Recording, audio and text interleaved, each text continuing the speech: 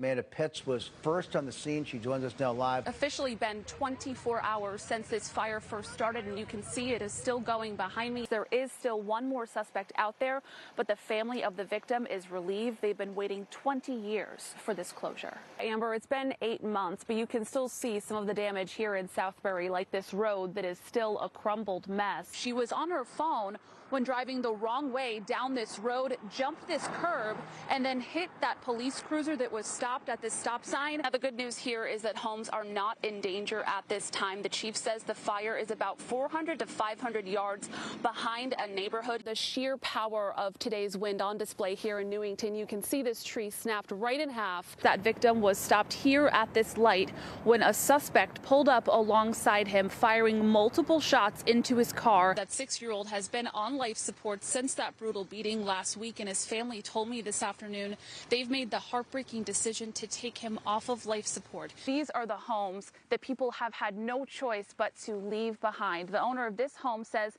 he lost everything, family photos. Last time we were here, we couldn't even stand in this backyard. Over here, you can see just how high the water got. All this aluminum, a truckload of it, cost between $20,000 and $60,000, and that's before the tariffs. Kimberly Sullivan is accused of locking her stepson in a room for 20 years. That is until last month when he set a fire in that room to escape.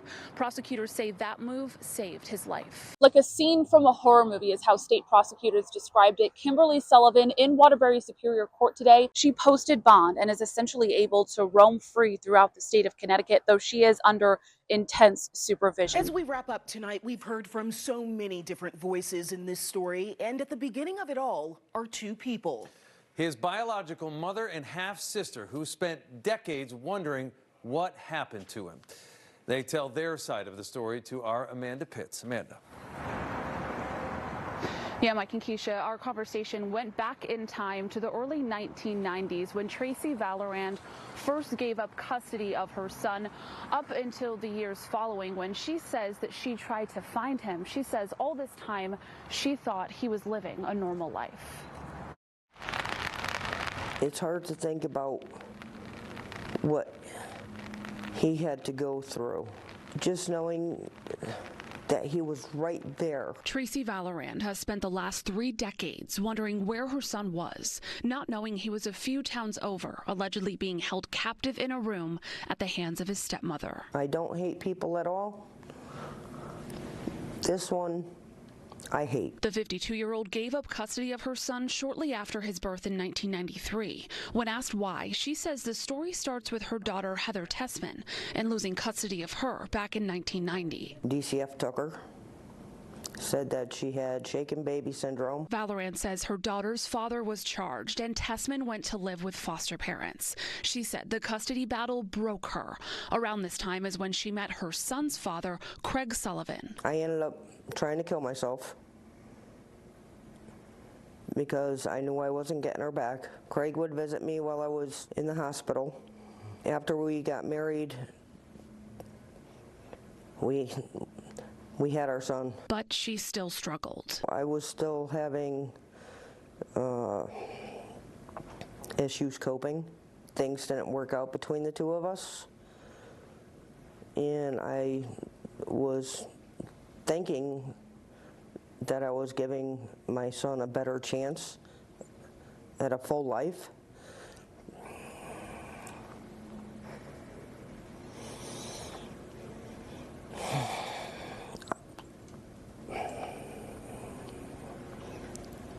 If I had known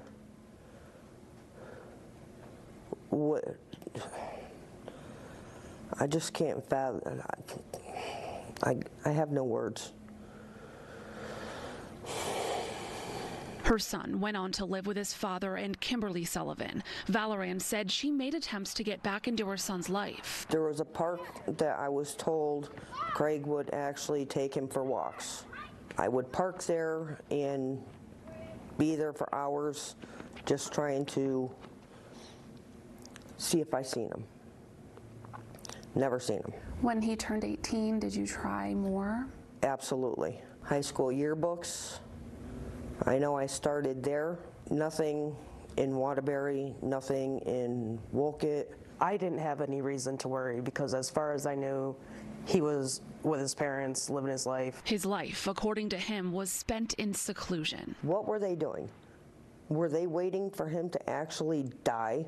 What were they going to do then? Going forward, Valorand and Tessman say they plan to be at every court appearance of Sullivan's. I'm going to be there for my son.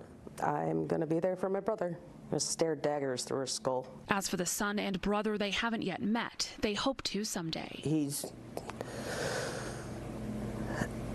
in a very delicate stage right now, so if he reaches out, absolutely, but it's not about us, it's about him and his recovery. You're just waiting on that call? yeah.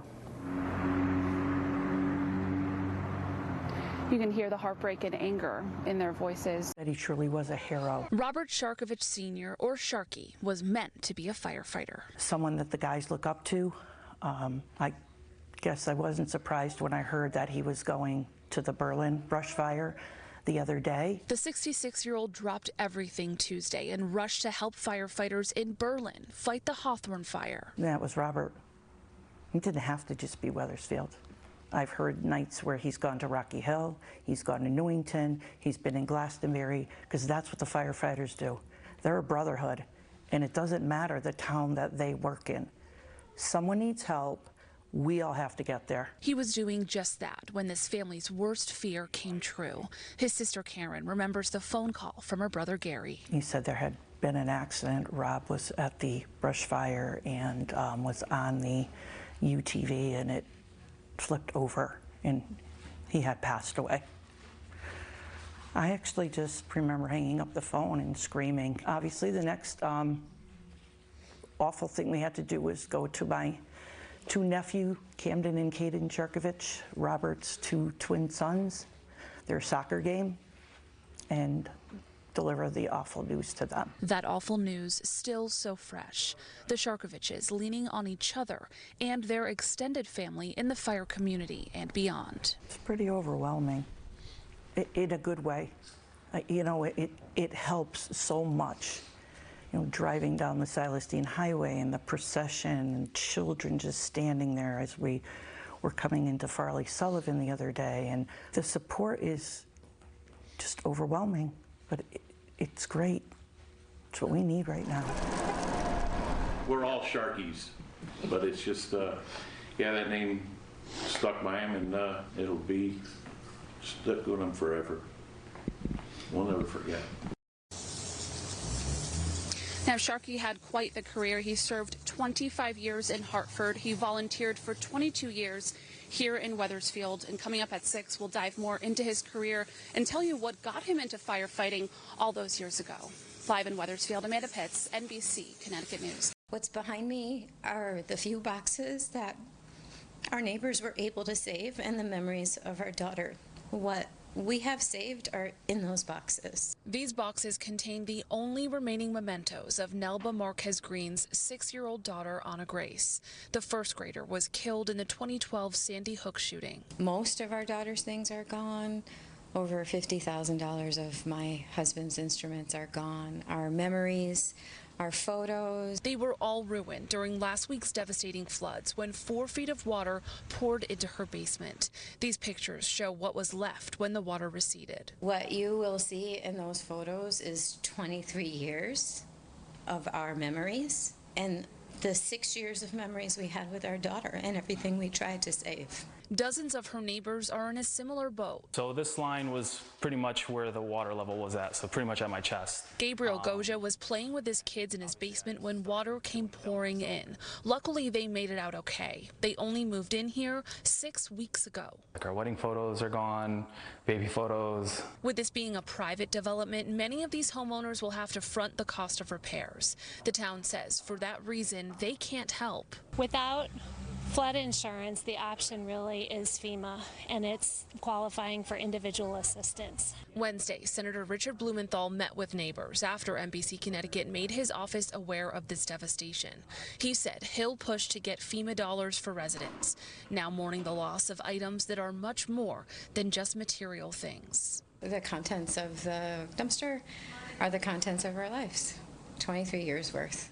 Trooper First Class Aaron Pelletier was a canine trooper himself, so it was just so moving as you saw them make their way through those police cruisers with those canines standing by. Trooper First Class Aaron Pelletier graduated from the Canine Academy in 2021. His dog's name was Rosso, and so it was just so moving to be standing here and have it be silent except for the sound of dogs barking as that procession made its way by. Very fitting for a canine trooper. Kevin Amber? Amanda, I do have to ask you, I mean, you do your job, you're a wonderful journalist, but you are human too. Seeing that image of the officers with their canines by their side, what is the feeling of seeing that this morning? Well, Kevin Amber, we've obviously been covering this since day one of this tragedy, and seeing that procession make its way through the gates and past those canines, I honestly got choked up myself. I'm not from a law enforcement family, but we work alongside these men and women every single day, and so it was just heartbreaking and so moving to watch it pass. I'm sure you guys felt it inside as well. We asked Kevin Geist this earlier, Amanda, and we were certainly feeling it watching the images from the studio, but it seems very solemn there. There's not a lot of conversation going on. Is that accurate? Very solemn. We're seeing these Connecticut State Police troopers embrace one another, hug, wipe tears from their eyes. We're seeing other state police troopers from New York, surrounding states, in this motorcade themselves, Massachusetts as well, standing by their Connecticut State troopers, their brothers and sisters, and just mourn with them. And as you can see, they're all standing here together, kind of taking a moment of silence and just reflecting on the life of Trooper First Class Aaron Pelletier.